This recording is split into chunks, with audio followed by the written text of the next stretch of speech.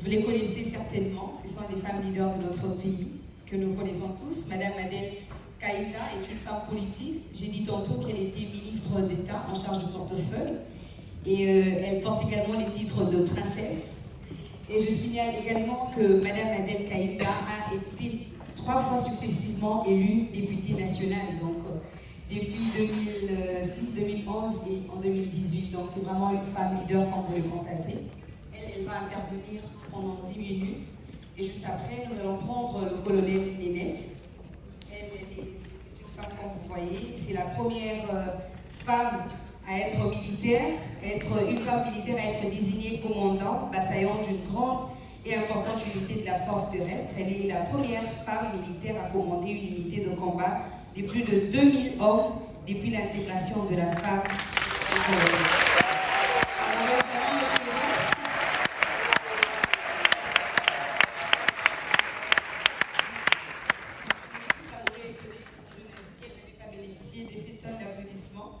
Et enfin, nous avons Madame Marie-Dolores Mwabila. Elle est jeune, comme vous le constatez.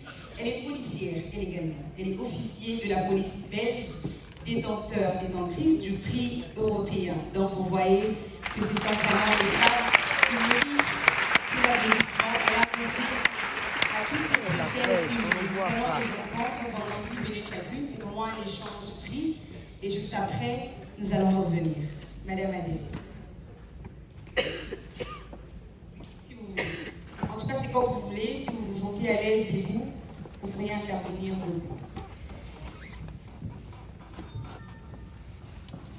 Bonjour, chère maman. Bonjour, cher papa.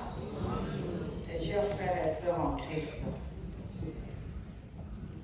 Je commence d'abord par rendre action de grâce à notre Seigneur Jésus-Christ, lui qui est le maître des temps et des circonstances, qui a permis la tenue de ses assises en ces jours. Amen. Et je commence aussi à remercier la présidente de la commission Jean, Famille et Enfants, honorable Christelle Vouanga, pour son leadership clairvoyant, qui aujourd'hui nous nous retrouvons à la 2e édition du Parlement Rose. Distingués invités, votre honneur, Madame la présidente honoraire de l'Assemblée constituante et législative Parlement des transitions.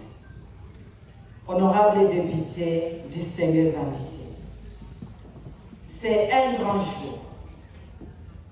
Un grand jour, pourquoi? Une femme qui élève une femme.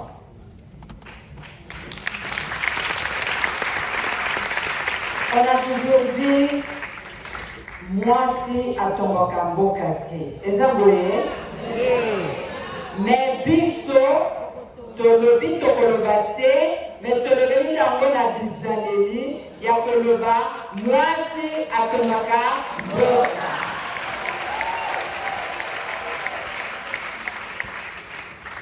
Vous savez que j'étais trop jeune, mais j'ai commencé mes activités dans la société civile. Au moment où je venais d'avoir mon diplôme de graduat, que j'avais fait la distinction, parce que le sujet était de comparer l'intelligence entre l'homme et la femme, et je m'étais beaucoup plus référée de l'auteur belge Robert Mestrio, qui à la conclusion prouvait qu'il n'y a pas de différence entre hommes et femmes. Et j'ai évolué dans la société civile et j'ai fait mes premiers pas en politique à l'Assemblée constituante et législative, Parlement des transitions, où je salue respectueusement ma présidente, une jeune femme qui a été conduite par une femme comme chef d'une institution assez petite. À la personne, les gens disent Madame Philomène Omatoko, mais non, ingénieur Philomène Omatoko.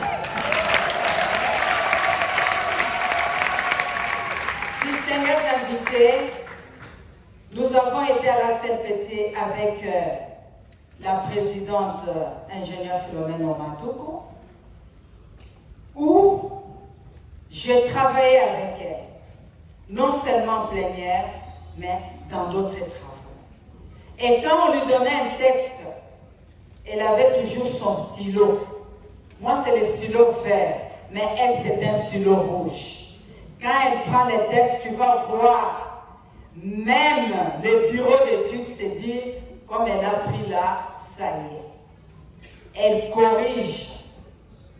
Et c'est une maman, une femme, que quand elle commençait à présider de plénière, on pouvait faire même 6 heures, 7 heures d'affilée. Jamais elle pouvait décréter une pause même de 5 minutes. Jusque les gens commençaient à se dire, mais sa force c'est en quoi? Et moi un jour je l'avais approchée pour dire, elle m'a dit, si vous voulez travailler en forme, peut-être qu'elle sera surprise que je puisse donner cette réponse. Il faut être jeune. Et quand vous êtes jeune, vous êtes forte. Vous ne pouvez pas être sollicité par d'autres besoins biologiques. Et aujourd'hui, l'arsenal juridique sur lequel nous sommes en train de nous baser, c'était avec elle de différentes lois que nous avons votées à la CNPT. Donc c'est une femme de valeur, une femme qui a compris les soucis de la République démocratique du Congo et qui a travaillé. Jusqu'au moment où nous sommes arrivés dans le Parlement de 1+4, elle était encore première vice-présidente et c'est après que j'ai pu évoluer seule. Aujourd'hui, pour plus, il n'y a pas de thématique. Mon témoignage que j'aimerais porter sur mon parcours, c'est d'interroger une femme, une jeune fille, parce que Parlement Rose, c'est un cadre de concertation qui nous met toutes les femmes ensemble, de différentes professions, de différentes disciplines et de différents courants politiques. Mais j'aimerais vous dire aujourd'hui que j'ai évolué dans une formation politique, où j'étais aussi à l'avant-plan. Mais par après, en moi-même, mon leadership m'a demandé que je puisse quitter des sentiers battus, où moi-même je devrais me frayer un autre chemin. Et par là, j'ai eu la conviction, et par conviction, ceux qui me connaissent, je suis parmi des personnes rarissimes qui ne respectent pas le temps, mais qui vivent avec le temps. Et je me suis dit, le temps pour moi, c'est un élément fondamental qui doit m'aider à aller plus. Parce que je ne vais pas avoir de bonnes idées et que ces idées-là soient absorbées.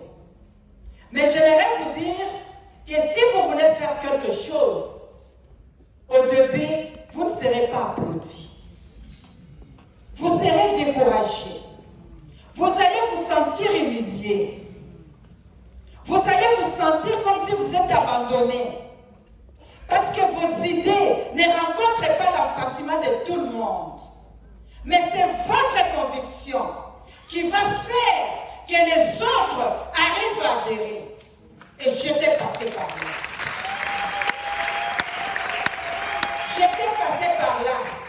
Il y a d'autres qui ont compté mes jours en politique. Mais ma conviction et surtout ma foi en Jésus-Christ, je me suis dit, il n'y a jamais eu de paradis sans le désert. Amen. Et c'est dans le désert qu'il faut avoir la persévérance, la détermination et surtout la conviction. Je me suis dit, mais pourquoi ça doit rester lettre morte? J'avais décidé de créer mon parti politique, Alliance des démocrates chrétiens du Congo. où pour nous, c'est la famille. Le temps qui est linéaire et non cyclique. Et que nous devons avoir horreur à la procrastination. C'est-à-dire, ce que nous devons faire aujourd'hui, on ne va pas les renvoyer au lendemain. Et j'ai compris que beaucoup de choses où dans notre pays, que nous disons, nous devons le faire, mais nous ne faisons que renvoyer. Mais que je me suis dit, moi je prends ces combats. Et pour moi, le temps, même pour la cérémonie de ce jour, je suis arrivée avant l'heure. Pas à l'heure, avant l'heure. Parce que je me suis dit, pour notre pays, tant que nous ne prendrons pas le temps comme facteur de développement, nous ne ferons rien. Et c'est là que j'ai créé mon parti. Quand j'ai créé mon parti, je suis allée aux élections. J'ai été élue. Et je vous informe. Comme tout le monde, l'armée ne force pas. L'armée lance des appels et je suis partie. J'étais venue en vacances ici et je fuis. Et je suis allée m'enrôler dans l'armée. Mes soeurs et sœurs sont rentrées et je suis restée. Et quelques années plus tard, ils me retrouvent en tenue militaire. Pourquoi? Parce que c'est ma vocation. J'ai toujours aimé faire l'armée. Je suis épris de paix. J'aimais bien cette anecdote qui disait qui veut la paix prépare la guerre. Mais je n'avais pas le courage de poser la question aux gens comment atteindre la paix. La guerre en question là, c'est comment il faut intégrer l'armée, il faut être militaire, policier, comment. Je ne posais pas la question. Moi, j'avais mes idées dans la tête. Jusqu'à ce que pour moi, j'ai été mes objectifs, c'était intégrer l'armée pour vivre maintenant comment asseoir la paix, comment maintenir la paix. Et dedans, au début, comme en 97, je suis nommée commandant brigade. Il y avait aussi 2000, au-delà je pense, des femmes, rien que des femmes. Et après ça, on a dissous la brigade. Je me suis retrouvée dans le bureau discipline et dossier, comme chef bureau discipline et dossier. Mais je n'étais pas considérée par les anciens que je trouvais là. Que ce soit les femmes, que ce soit les hommes. On m'appelait faisant fonction. Quoi que je puisse faire mieux que. On m'appelait toujours faisant fonction.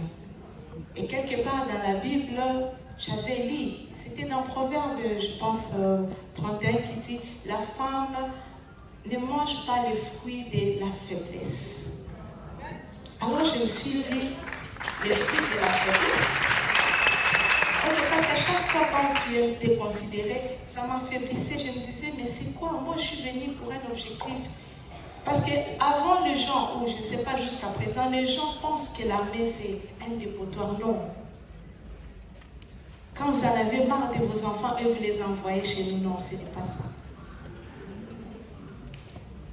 On a besoin d'une armée professionnelle, une armée moderne et républicaine. Donc il a fallu que je travaille sur moi-même. C'est ainsi que je me suis incarné les 3 S. Savoir-être, savoir-faire et savoir-vivre. Je devais d'abord m'identifier. Qui suis-je? Qu'est-ce que je suis venue faire? Quand? Comment? Avec qui? Pourquoi?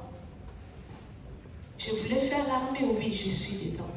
Maintenant, l'armée, c'est une institution comme toute autre régie des droits et des devoirs. Des règles qu'il fallait en tout cas suivre.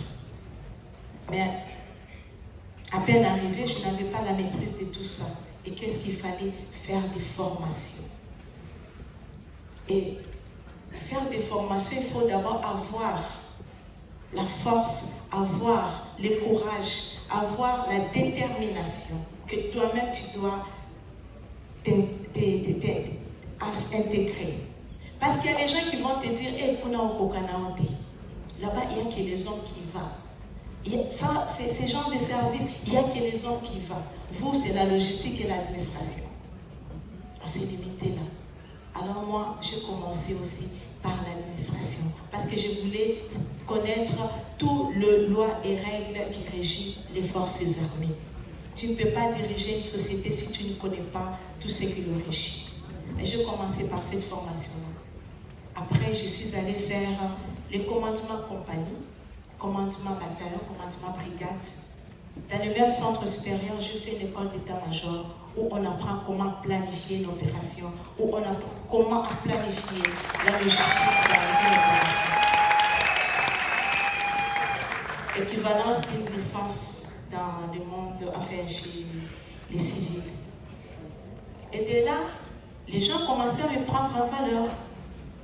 Si on veut te parler quelque chose, on regarde sur ta poitrine, il y a la foudre qui régit, je pense, colonel Mimi va vous la montrer, il va vous la parler. En tout cas,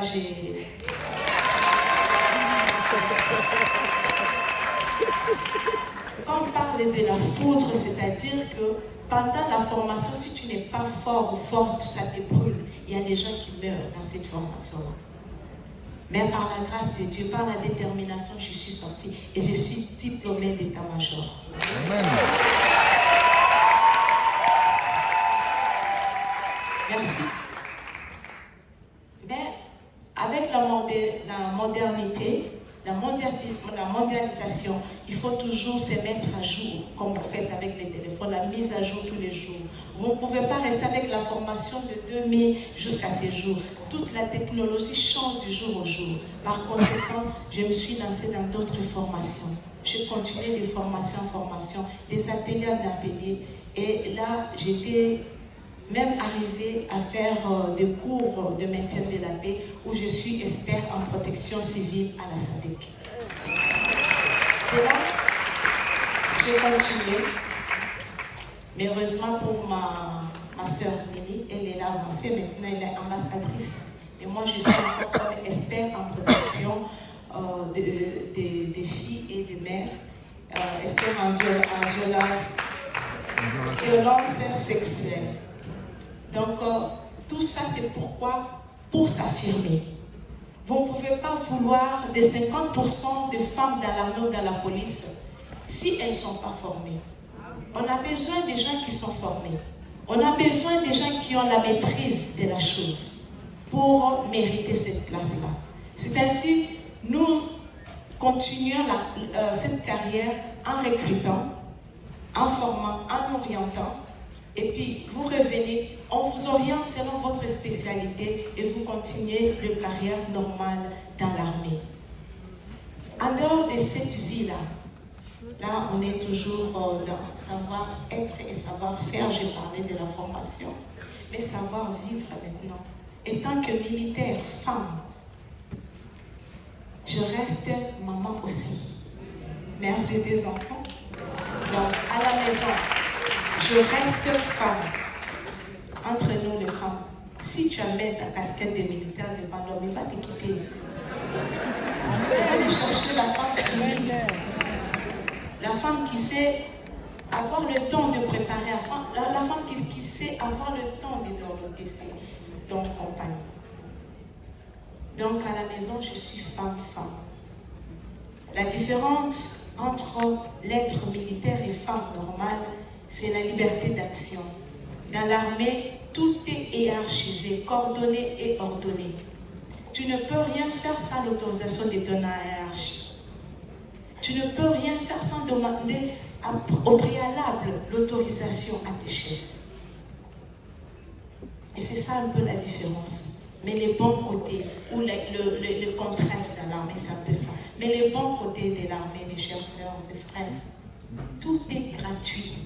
Le logement est gratuit. Même l'eau que tu bois, tu ne payes pas. L'électricité est gratuite. La formation. Aujourd'hui, j'ai fini au Thiès comme dans la première promotion de la logistique au niveau stratégique. Et maintenant, je suis diplômée d'école supérieure d'administration au Thiès, équivalent d'un doctorat, mais c'est l'armée.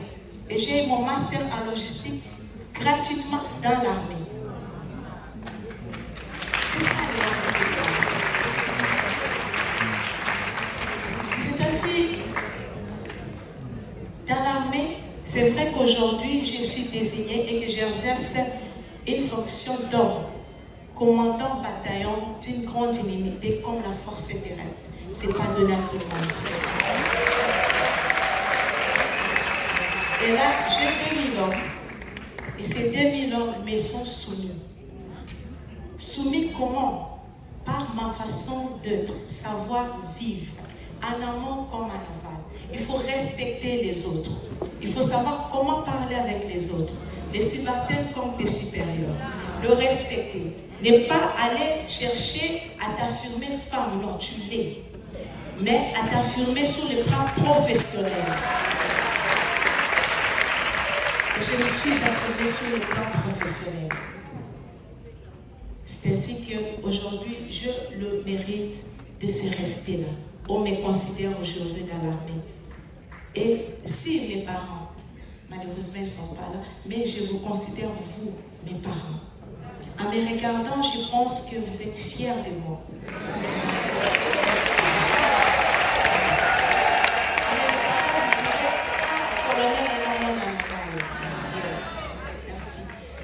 Et je finis par vous exhorter, vous, le maman, mes parents qui sont ici, à envoyer mes soeurs et sœurs intégrer l'armée. On a besoin de parler. Pas les boules, Mokili tourne à tour.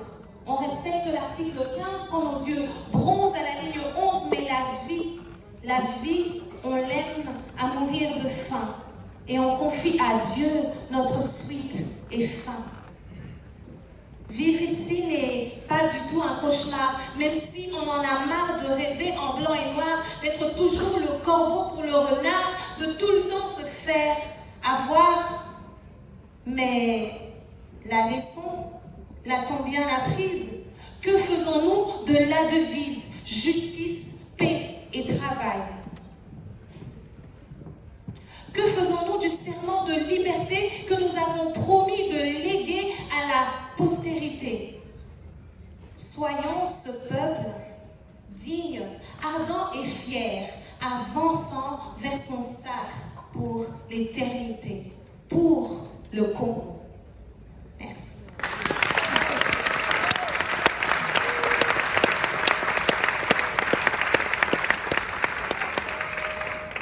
Et maintenant, j'ai un message pour toutes les femmes.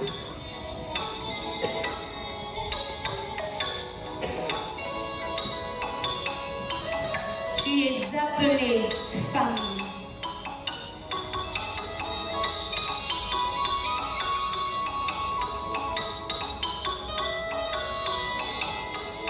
Pour changer les narratifs de nos sociétés. Pour que dans l'avenir, égalité et équité soient de tous le refrain commun. Pour jouir des mêmes droits quand tu portes la même croix. Pour changer la culture ancrée de pouvoir masculin et conjuguer les efforts masculins féminins. Tu es appelée femme.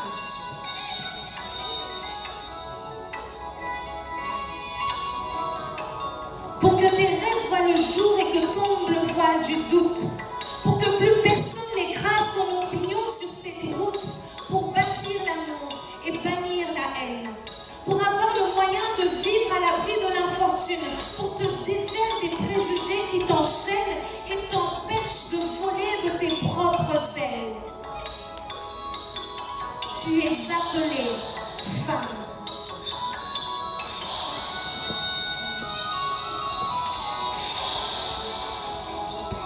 Pour acquérir les compétences requises à servir la nation, pour être mieux représenté dans les instances décisionnelles, pour oser tes idées et contribuer à l'essor de la patrie, pour que ta voix résonne et que cessent les violences, pour que plus jamais les priorités de toute l'humanité ne soient considérées comme des questions de femmes.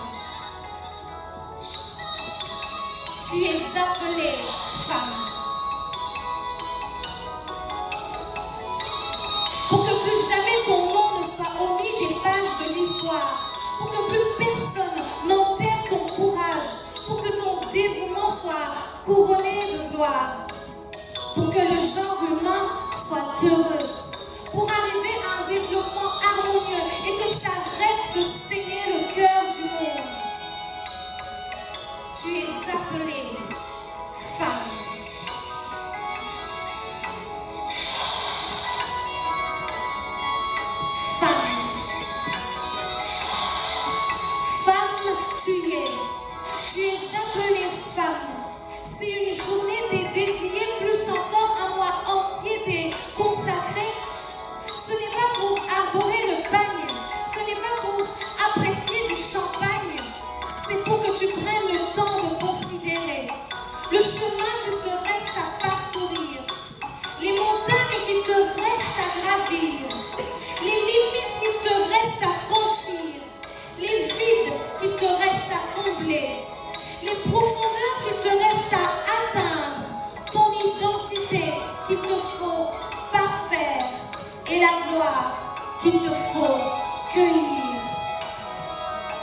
Tu es appelée femme.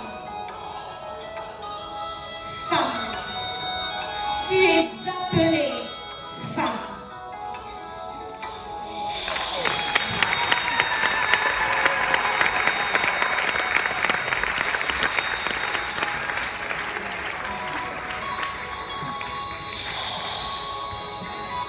Merci. Et pour continuer, je voudrais partager avec vous mon SOS.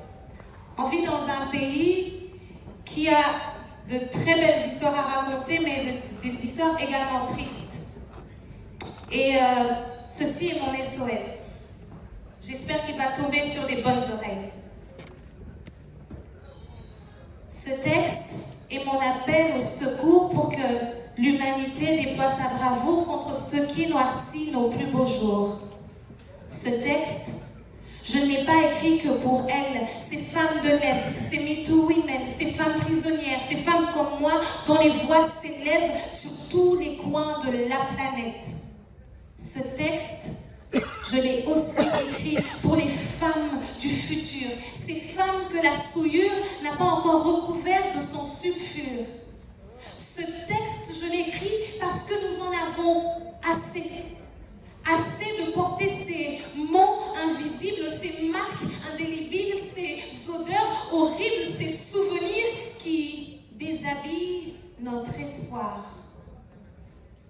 Après tant d'années de combat pour un monde meilleur, on excuse encore le crime et le qualifie d'erreur. Forcer la porte de l'amour, c'est déchaîner la haine et être complice du fait que le monde saigne. Beaucoup trop de lois censées protéger les victimes semblent protéger les coupables. Le viol est utilisé comme arme de guerre à l'Est depuis plus de 20 ans. Quand il y a crime contre l'humanité, on ne peut pas dire que ce n'est qu'une question de femmes, de minorités. Cela doit être la braise qui attise la flamme de notre volonté pour chasser ces maux de nos sociétés. Souvent, des inégalités entre hommes et femmes résultent des violences. Nous ne devons pas laisser l'histoire se répéter en restant des interprètes dociles et indifférents. Nous devons inclure le genre sur toutes les tables de nos discussions et même avec nos enfants pour que l'ensemble de l'égalité cicatrise nos plaies et que la justice nous rende enfin notre dignité. Ceci est mon SOS. Merci.